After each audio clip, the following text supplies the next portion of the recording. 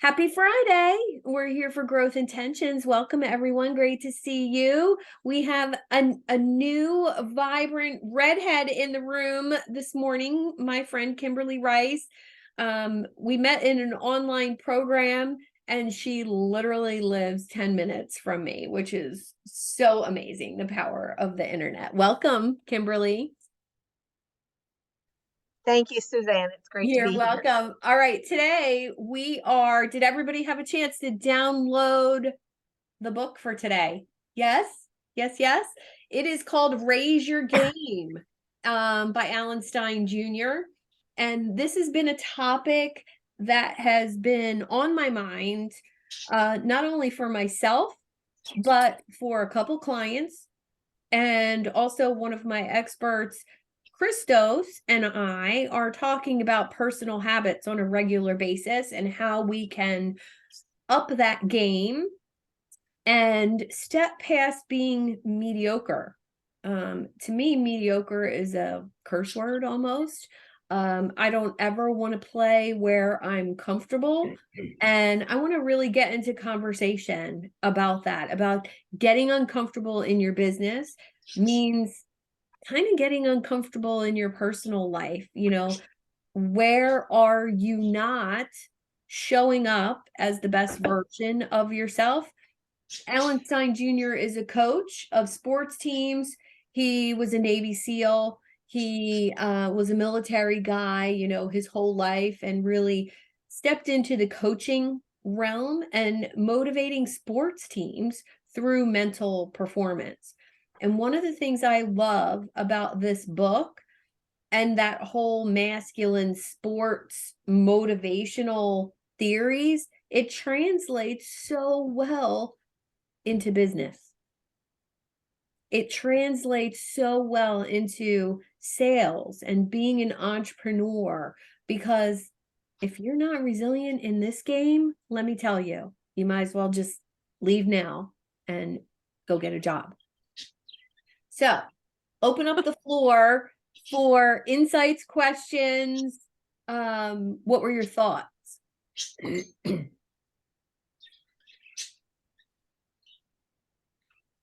Anyone? I have to be honest and confess that I didn't read it.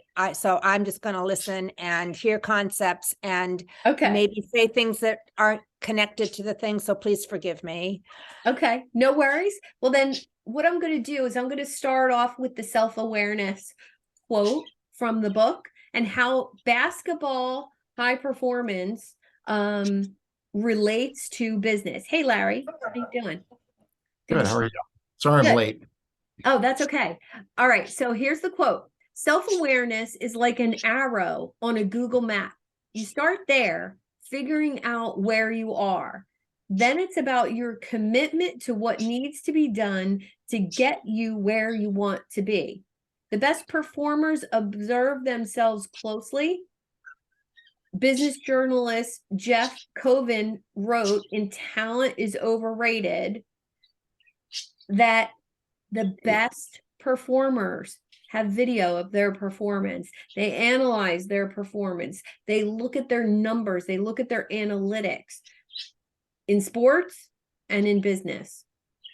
So in that book, Talent is Overrated, he looked at what distinguishes top performers in all arenas. And what they found is that top performers are able to step outside of themselves, monitor what is happening in their own mind, and ask, how's it going? Top performers do this systematically more than others do. It's an established part of their routine. And giving corporate talks around the country, he argues that most people are sleepwalking through their routine and at the very least comfortable on autopilot, which, my friends in the entrepreneur world, we all know that self-awareness and being on autopilot are really two ends of that either success or failure spectrum. So let's get the conversation started with the self-awareness piece. And here's my question for you. Are you aware and tracking your own performance in life? Let's just talk life, sleep, food, water, meditation. Are you tracking your own performance and how it affects you?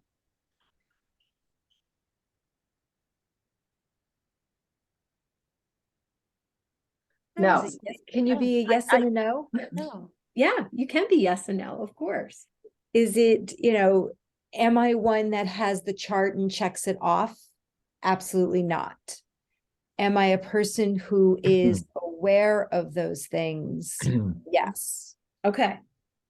What I really, actually, when I was reading it, I'm preparing to do a talk on health and wellness vision goals. And it was really some great information on how to, I kind of picked through it and I was like, oh, this is really helpful information on how to pinpoint the true reasons of why you need a health and wellness vision plan. And it comes down to that awareness, where are you at? Where do you want to be? Not what you want to take away. What can you add in? How can you show up the best that you want to be in the future? So I thought it was I was able to take it immediately and use it for what I was looking for at that moment in time. I was like, oh my God, it was like gold. It was perfect. Yeah. Yeah, that's great. Yes, I am. So I started doing this September 20th of 2020 on a daily basis and turned it into a habit, which is now a part of it's what I do. I don't really not do it. I just always do it throughout the day. And there's a lot of mental models that I've developed. So Warren Buffett's partner, Charlie Munger, talks about a lattice work of mental models. And I was like, that's it right there. So when I get derailed every day. So something happens and the conditioned thinking, thought, feeling loop kicks in. And I'm like, oh, the conditioned thinking, thought loop kicked in. I can't stop it. You can't stop your thinking pattern. I can't. Maybe you can. But what I can do is disrupt it. Yeah. So I look at it and I'm like, what mental model do I need? Accepting completeness. Why is this happening? Why is that happening? Why? To get clarity. Or is it just to go like this with my fingers and just connect back into the present moment? Yeah. I got like hundreds of these things now. Yeah. And truly, that's the game we are all playing, whether it's with your food, your sleep, your focus, your business goals. It's truly, how do we stay where we're at, doing what we're doing, rather than squirrel? And if you can bring yourself back, whatever mental model you need to, and I use 4 different things all at the same time to try to catch that, distraction loop. I wear a bracelet that reminds me to be mindful and in the moment. So when I look at it, it's, where are my feet at? Oh, they're right here. So that's where this needs to be. And then, there's a couple other things that I do as far as journaling and, meditation time, but you have to put all of those things into play because our brain is our brain, right? And we all get distracted. What works for you, Larry? Is it, the fingers, self-awareness? What is it that brings you back? So the first thing is, we need to establish a mind-body connection every day. We need a practice, a daily practice, and that practice has to become a habit. There's a lot of ways to do that. It doesn't matter how. I'm lucky because I learned how to do Tai Chi in my late 20s. And there's not, you can't even understand if you disrupting energy inside your body if you haven't experienced it. There's no more powerful way to do it. Yeah. So I have that. I'm really lucky that I have that. The second thing is, I know that there's another thing. So this is Jack Cornfield or the Cornfield. Buddhist guy.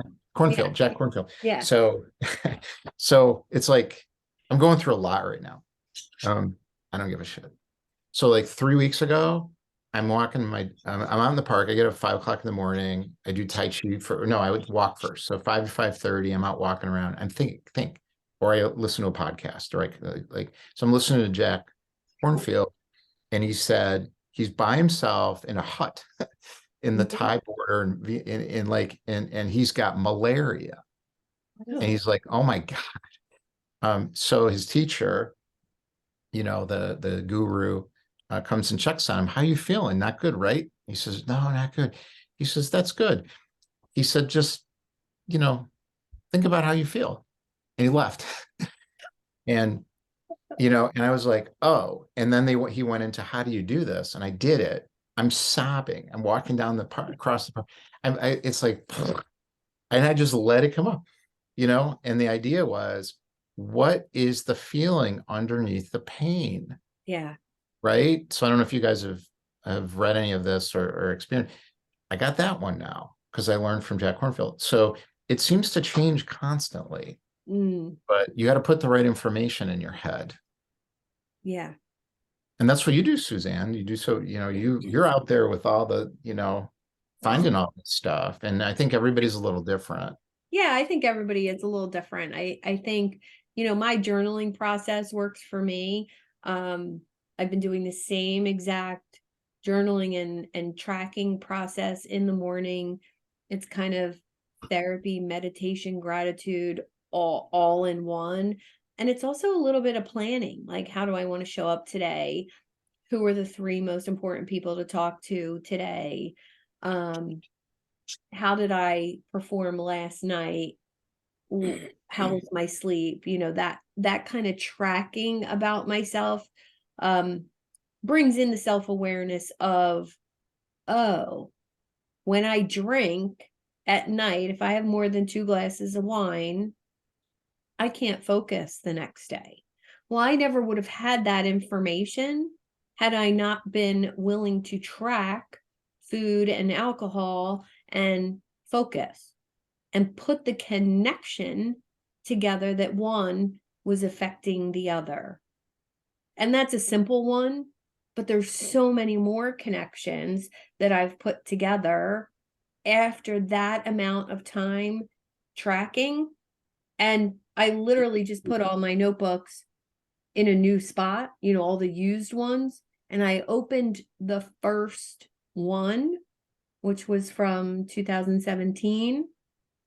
And I've changed the process, the journaling process, which I didn't think I had. And I have. And it's grown up a little bit as I've, had more awarenesses. Now I'm going to share some questions in the comments. And please save the chat because these are the best questions. They are from the note in the book, but these are some of the questions I ask as part of that self-awareness piece. And I absolutely love them because not only do I give these questions to clients, but asking them of myself on a routine basis. Besides, I write gratitude every day because I hang around with David and he makes me do it. No, he doesn't make me do it, but hanging around with people who do this stuff, it encourages you to do it. Part of the reason we have this call every Friday. How do you want to be remembered? How do you want to be remembered? That's not your followers on LinkedIn. How do you want them to remember you? Because guess what? When you disappear, they're going to forget. They're not going to know who you are. But how do you want to be remembered by those people who mean something to you, your family, your friends, your inner circle? In planning anything, when I journal in the morning, how do I want my day to end? I want to talk to these 3 people. I want to do this. I plan my food in the morning for the whole day. This is what I'm going to eat today. That helps me cheat less. That helps me eat less sugar because I've already planned it. Don't go against the plan. And then how do you want your story to end? That's the big question. You know, what kind of legacy do you want to leave behind? So that's the first question of the day. Question, anybody want to share how they want to show up every day? Go ahead, David. Kind of reminds me of reverse engineering. And I can't remember what grade I was in, but you probably heard this before. Excuse me. They had us write your obituary. Your epitaph. And it was and we were probably, I don't know, 10 or 15, somewhere in junior high or high school, something like that. But I was fascinated by looking at it from the, begin with the end in mind, as Stephen Covey. And it's just interesting if you start there and you work backwards and you think, what's it going to take to get there? And I think that first and foremost to me is like setting an intention and just making the intention clear. And I've had people say to me, you're so self-aware, and they almost look like, what is that, something bad that I'm just aware of what's going on? And I thought, what's wrong with that? And I don't know, it's interesting. And then back to the, how do you want to be remembered? You hear about people making a difference is one of the most common things you have. The words I say a lot are impacting lives. And the more lives I impact, the bigger difference it affects me. And it's something, as I've said to many people before, you can't put a price on. And so, but it depends. At the same time, at the risk of sounding cynical, begin with the end in mind. I've had the good fortune to manage a lot of people and in these big box stores over a lot of years before I did this. And I was just shocked how many people had no idea what their purpose was. No idea what they were doing here. No idea what their legacy would be. No idea. I don't know. I'm just looking forward to the game tonight. Geez, that's it. And so just to have the intention and figure out and to reverse engineer and think, how do I want to be thought of? That's why that obituary epitaph thing was really cool. And somebody once said too, do you notice on a stone and somebody's stone, what do you call it, the monument or whatever, you never see had a Ferrari, had a big 3-bedroom house. Yeah. It's never that. It's great father, great friend, great leader, whatever it is, those sort of humanistic things. And so I think if you start working backwards, it's a good way to approach it. Love that. Yeah, Judy. I'm glad you mentioned Stephen Covey, because the 7 principles, when I read that, gosh, a long time ago, whenever it came out, probably, one of the things that stuck with me was like, imagine yourself at your funeral and who is it that shows up and what are they saying about you? And I had at that point in time, I had a young family and a very demanding career. I didn't have anybody from the community that showed up, right? I mean, I had family and friends and maybe some work collaborations, but I didn't, nobody from the larger community was there because I wasn't doing anything in the larger community. But that stuck with me, and once the children were a little bit more on their own and I could make more time, that was when I started getting a little bit more invested in some volunteer work so that I could have some impact out there in the community as well.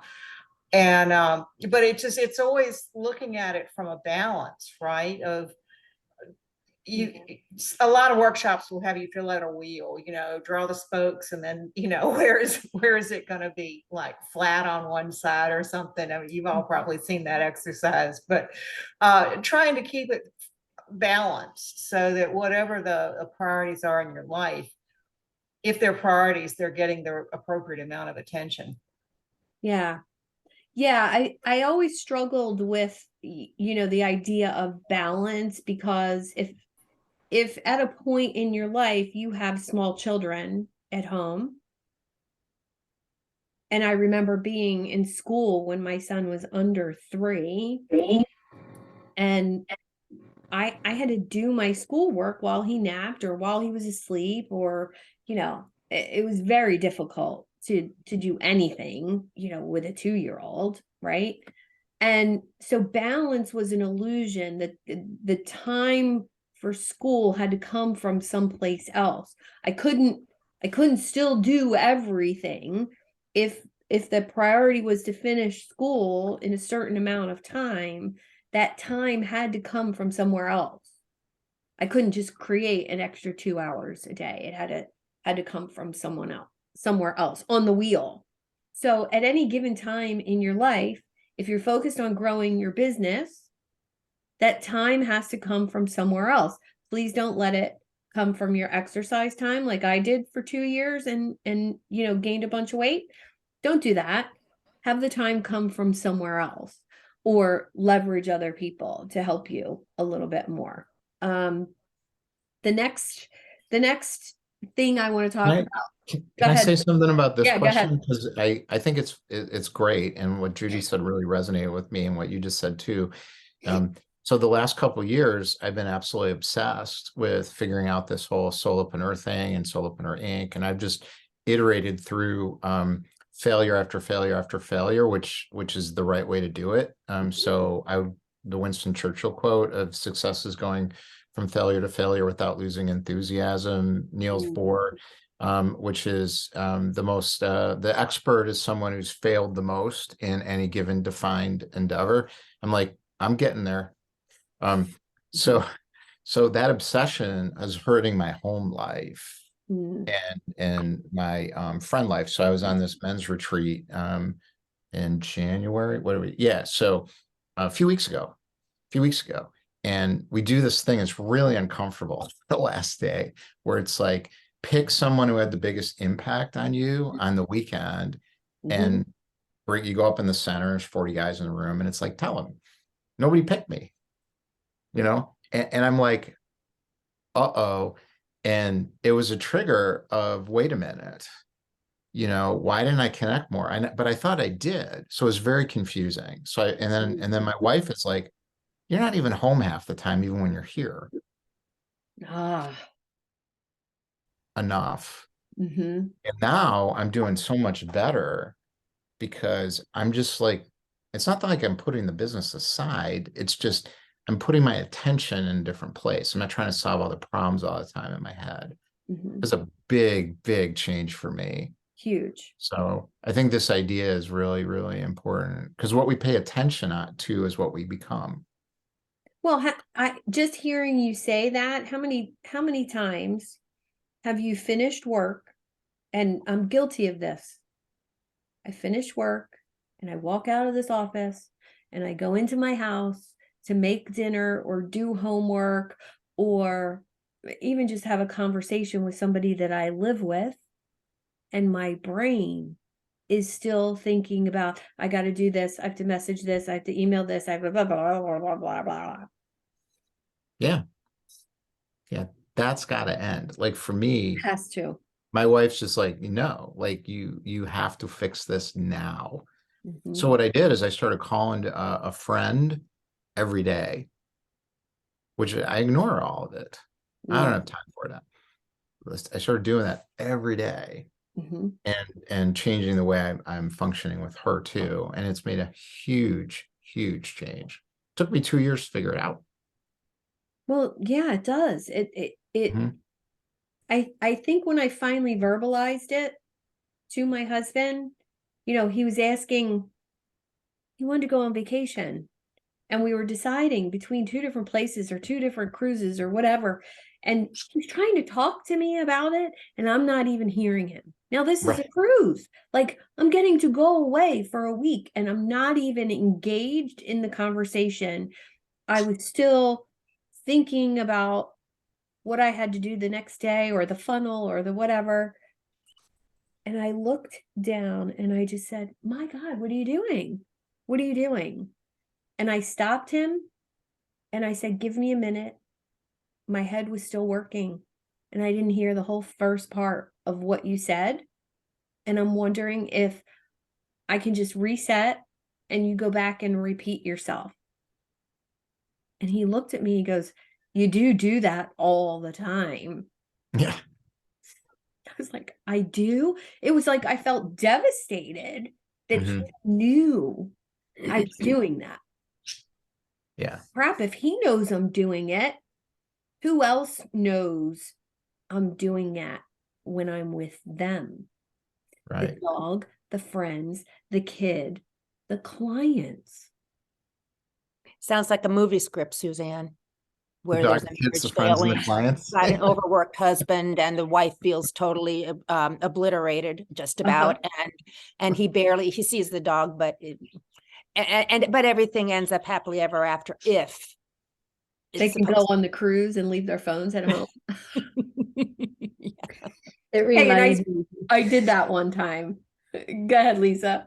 it's like our nightly thing is that we will cook dinner, we have dinner, and then that's kind of like the signal of like the end of the day, really wind down time. And he'll go sit on the couch and he'll say, "Are you going to go upstairs and change?" And 10 minutes later, he'll say, "I thought you were going upstairs to change." Like, oh yeah, like totally back into Mhm. follow up, one last thing. Mhm. Oh, I just need to XYZ. Yeah. And it's hard when you work from home. Mhm. It was so much easier to turn it off when I was somebody else's employee. Oh, hell Yes. yes to Yeah, 100. And I was, You I mean, just and said I was that's damn really- dedicated, but it was still Yeah. easier. Like, Yeah. That's you know. really important. The solopreneur thing is different. So the solopreneur thing is the company's us. So we're building the company from inside of us. So we can't stop thinking about it. It's not just a to-do list. Mm-mm. You know, I mean, it's not a to-do list. You know, like a business owner or solopreneur to me is different. So the business owner can turn it off more easily because they got people, they got a to-do list. Solopreneur, we're building a product like an artist would. You can't Yeah, well, I not. wish my art would come along a little bit faster. Well, I'm not trying to build a Rembrandt. I'm just trying to. Well, that's I'm just minimal trying to be viable the everyday product. artist. Minimal viable product. Yeah. Minimal viable product. Launch. Yeah. Well, I think this is interesting, right? That here we are, and we've all done it. We all know that it doesn't serve us. But being willing to go back to the basics, and that's part of what I love about Alan Stein. It's all about the basics. And, he's a coach for sports players. He coaches some really high level basketball players. And the mental piece of the game is the basics. The basics of entrepreneurship or even working a job. You can't do it 24/7. You need to be thinking and doing something else. And that's where step 4 comes in. Oh, Susan, thanks for joining us, honey. Step 4. Step 4 is what insight does this exercise, the eulogy exercise, give you about your life? And when you do the eulogy exercise, write it about the life you've already had today, up till today. And then write it about the one you would love to live from today on. And it'll show you very clearly what changes need to happen if you really allow yourself to be vulnerable with yourself. And I think when you compare the two, I got super inspired. So if I want my friends to show up at my funeral, don't you think I need to spend a little time with those people and not work all the time? Absolutely. And I'm proud to say this week, I spent the day with my first grade best friend on Tuesday. I worked for 2 hours in the morning. And then yesterday, I spent the afternoon with my business bestie, Denise, who's from Minnesota and was in town yesterday afternoon. And I discovered something. The less time you have to get your work done as a solopreneur or an entrepreneur, the more you get done. Oh, Right. wow. Yeah. And what is that called? I don't know. Somebody told me, and I forget the name. It's like called some principle. Like Parkinson's law or something like that. Parkinson's law. That's it. Thank you, Hmm. David. So Parkinson's law says that the less time you give yourself to do something, the more efficient you will be. Holy crap. So by giving yourself 2 hours to build a sales page, which I always give myself 4, but I gave myself 2 hours to do it on Tuesday morning. And guess what? It was done in 45 minutes. Mm-hmm. Because I knew I had to finish it because I had people wanting to sign up on that page. I need to get it done. And I have somewhere to be at 12. Mm. I'm going to start doing it a little more often. Any Do you have a insights? timer on your desk? Mm-hmm. Mm-hmm. But I my think brain always says I need more time than I really do. So what happens if you're a finisher and it's going to take you 4 hours to do a sales page? I'm not going to do half of it today and half tomorrow. I want to start and finish it. So I never start unless I have 4 hours. Mm. It's a perfectionist problem. So if you notice some things like that about yourself, back yourself into less time to do something by having something fun to do. Yeah. Have more fun, and guess what? You'll get your work done faster. I know it's feels When things are on the uncomfortable. calendar, it's like when things get put on the calendar, you figure it out. Mm-hmm. Like if there's nothing on the calendar socially, Yeah. it's easy to work 7 days a week. Yeah. If there's something on the calendar, Yeah. it's like same thing. Like I went to dinner and a show, like left my house at 4 o'clock and still got what I needed. The priorities were still done at the end of the day. Mm-hmm. There's another application that's, I think, that I'm going through right now, which is that we make the most progress the fastest when our back is against the wall. Mm-hmm. So there's a storytelling framework, Star Wars hero journey story, where the last step before the big celebration is the hero almost dies. Mm-hmm. And the almost dies moment is the key.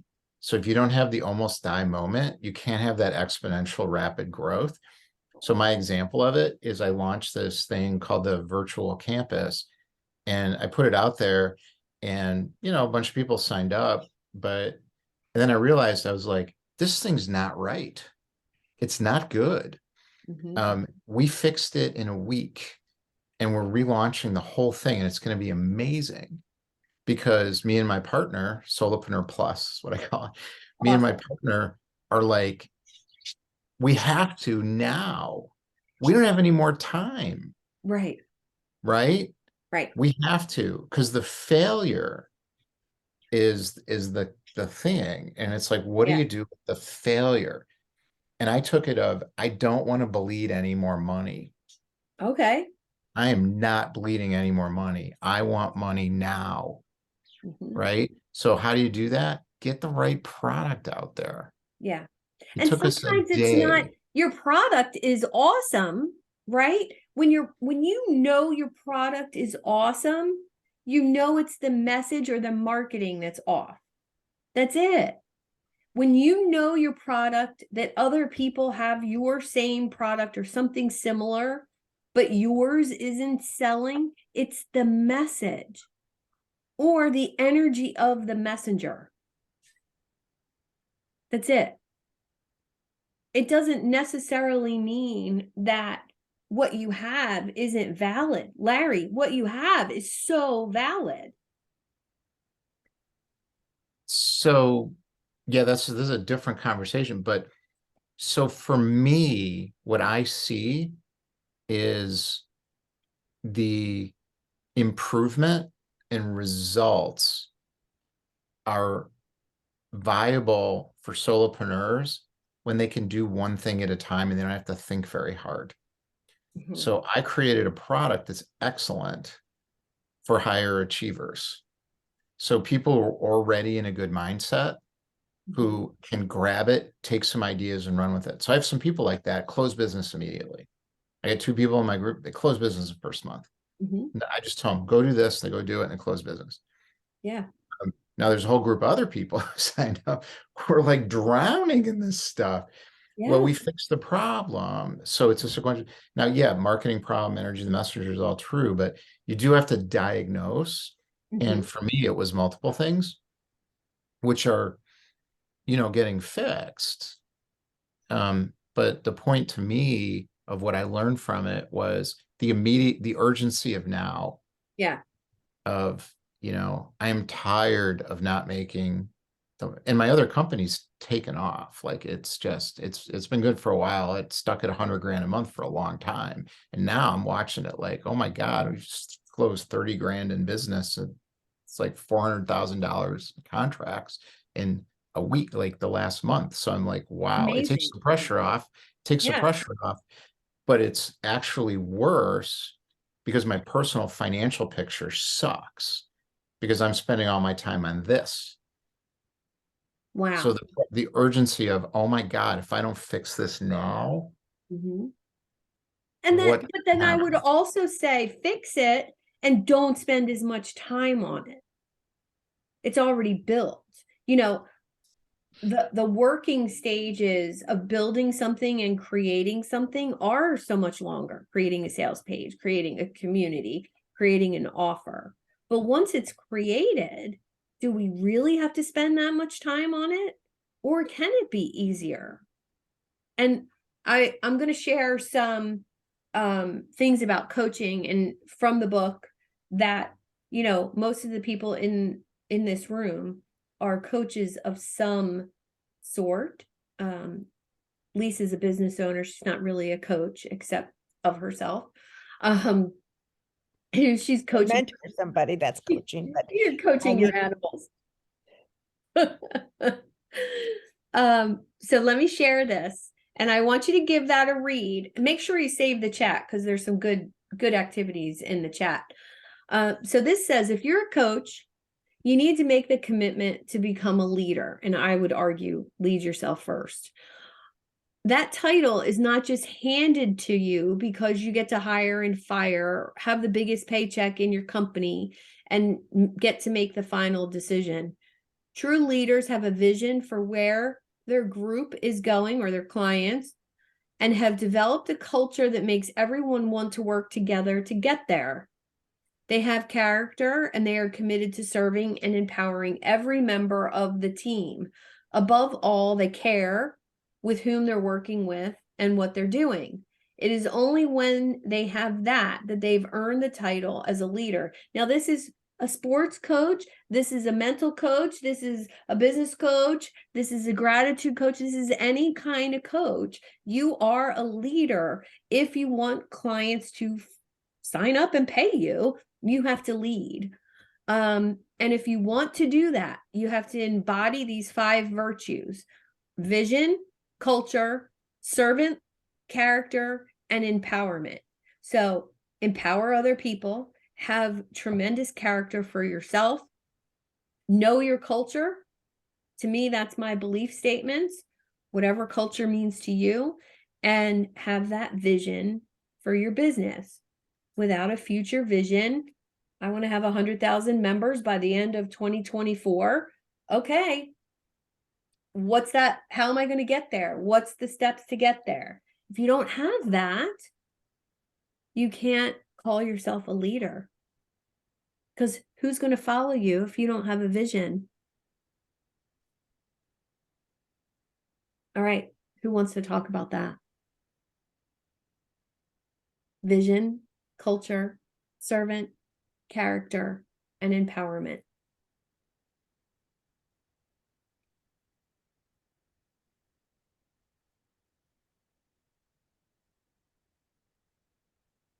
I find for myself that I have the vision, making it happen is where I'm really struggling.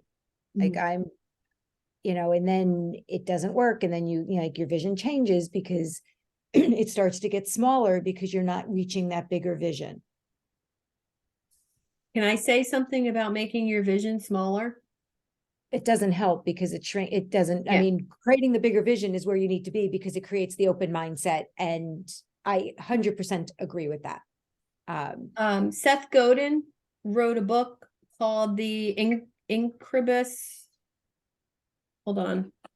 I'll share the notes with you if you want, but I would recommend reading the whole entire book. Incarus Deception by Seth Godin. It is literally a whole entire book about not flying too low. So in order to stay safe, we're here. And the problem with most people in society, instead of soaring too high, they're flying too low. So that's the question I want to pose to you, Lisa. Are you flying too low with that vision? Or are you too similar to other people who are flying too low? And really go there with that vision and see where it takes you. Yeah, I have huge hopes and dreams, and they continue to be there. Mm-hmm. It's hard, I have a lot of resiliency and I get up and I show up every day. It's trying to figure out what is it that I have to do differently to get there, because I'm not getting where I want to be. How about, Suzanne, help me with this if it's not fitting into this.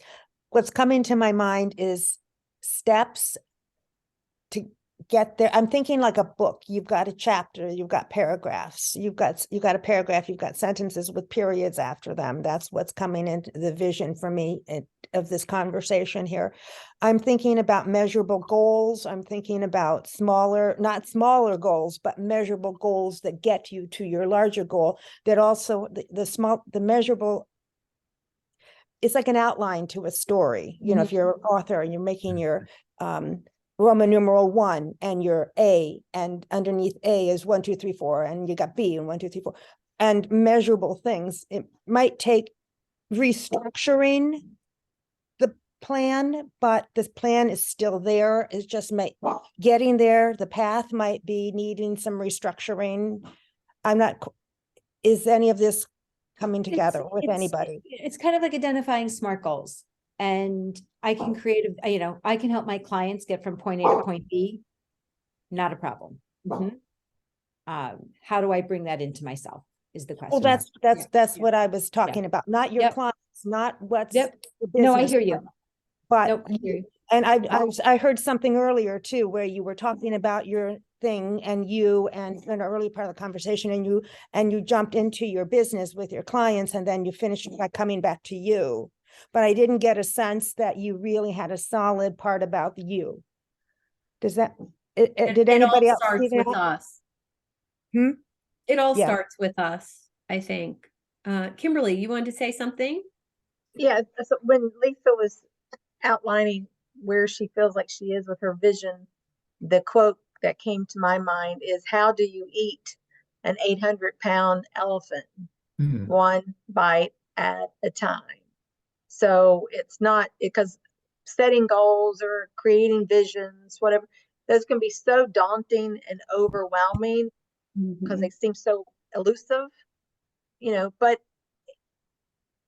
having whatever you envision your business to be or how you're showing up in your business, it's embracing the journey of where you're headed, not skipping the journey to the destination. That I've been in business for almost 15 years, and I mean that I don't own any part of any of all the wisdom, but that's what I've seen. That when I first started my first business in 2008, I I thought I had a pretty clear vision and goals. Yet I fell into the trap that I think a lot of entrepreneurs do, is giving it my all, getting out of balance, working too much, getting myopic, and fixated with if the benchmarks weren't happening quickly enough. FYI, they never happen quick enough. They just Yeah, they don't. but you get to the point. I mean, I've moved myself to the point where, you know, I'm very solid in my value proposition, confident, quietly confident in what my offering is and who my offering is for and what I see for that, and not looking at it only as business goals, but truly as my purpose here to serve. And so when I shifted from saying, okay, I'm not, you know, at year X, I didn't meet whatever financial goals. I took the focus over time. I've moved the focus and the measurement point away from financial only, but how many lives am I touching? How many people am I, giving tools and I mean clients? So I think part of the journey and that can be fulfilling as well as prosperous is aligning ourselves with the deeper question of our purpose, because I think that informs the vision. And I agree with you 100% that, if I took financials off of my table, would I feel fulfilled and extraordinarily successful with my purpose? 100%. And that is not enough. How do I get both? Because I could not be any more passionate and connected to what I do and how I do it. I'm not getting, I need both. Like, I need to be able to support myself. How do we bring both of those together? Yeah, that's it. And so for me, I pivoted my message really last week because I looked at, instead of zone of genius, I should go to zone of competence. So I've been in this zone of genius thing for 2 years. I looked at zone of competence. I'm like, what am I great at? It's making money, and I'm not talking about it. And this is what everybody told me. They're like, this is not working for me because I'm not making enough money. Well, making money without compromising happiness is important. But what's the fastest path to the income? That's what we have to find. What is the fastest path to that income is really important. So what we're doing leads to that income. To keep motivated and to make it work for me, I need to stay on the big vision. So I have the big vision in my head, but I started using what, why, not how. That was a huge, huge change. So I'm not spending all my time trying to figure out how am I going to do this? How am I going to do this? How am I going to do this? It happens. I know exactly what I want. I know why I want it. And stuff just keeps showing up every day. And I'm seeing it because I'm paying attention. That's the change. But it doesn't work if you don't have the big vision and you're not doing this other stuff we're talking about of connecting with yourself around all these exercises that Suzanne's sharing. And so these things have to pull together. Yeah, and I think the people need to pull together. When you say, I mean, meeting the right people. That's why I'm hearing this. Yeah. I mean, that's right. That's why I created community in the first place. And I will say there's one person in this community that I met through someone else who has become a dear friend, a really close connection in a very short time. But he made 3 introductions for me that literally made me incredible amounts of money. But beyond the money, he introduced me to people who I needed to meet in order to make those changes, make more money, right? And I think if you're open to that, when you have a really clear vision for where you want to go, and it's bold and it's different, I think that helps with meeting those right people. Oh, I don't know what happened to Kimberly. Okay. Yeah, that's it. So she said, she had to go to a 1:00 call. So last question I have for you guys today is who, not how. So in order for you to be the best version of yourself, energy-wise, work-wise, love and relationship-wise, who do you need to meet? Not how, who? Who would make the biggest difference in your personal, professional well-being? You want to call it balance, you want to call it wheel, you want to call it raising your game. Who would help you? And I'm telling you, first thing on your list needs to be to hang out with 5 people who are doing what you want to do. Period. I mean, I've met tons of great people, like Larry's group on Thursdays. Great people. But they're not doing what I'm trying to do. Larry is. Right. So who do I want to hang out with? Who did I invite to hang out with me? Larry. Not all the people in his community. There's a couple. But it's Larry, because his brain is doing the same thing as me. So you see where I'm going with the who part. You might have to kiss a lot of frogs to meet your people. I I'll certainly tell you something. LinkedIn, marry a couple. LinkedIn's the key. So I just got Yeah. off a call with somebody.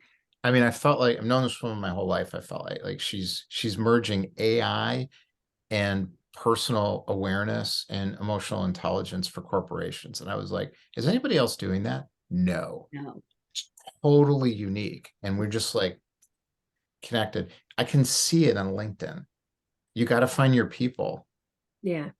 And find a way to, pull it together. Mhm. So I appreciate you saying that, Suzanne, because I'm doing exactly the same thing. And that's why it's happening.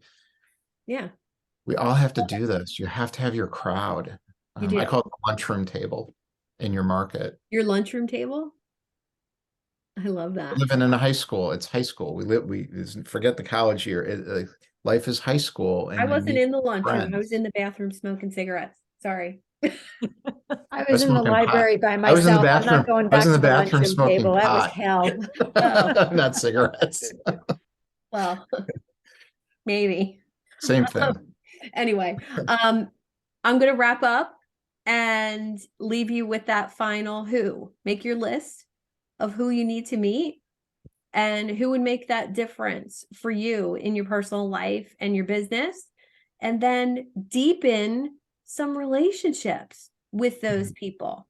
David and I met through a podcast network a long time ago, and neither of us are with that network anymore. We've had a relationship where I was his coach, where he was my coach, and now we walk together on Sundays and talk about our fitness, our nutrition, and our business goals. Well, that never would have happened unless I had said yes to that podcast network and it wasn't the right fit for me. The other people, I took away 3 people from that group that are amazing for me, but then left the rest behind. And I think that's really the key of finding your people. So make your list. Let me know how I can help get you introduced to some good people, and have an awesome weekend. Thank you so much. This was great. You're welcome. Thanks for being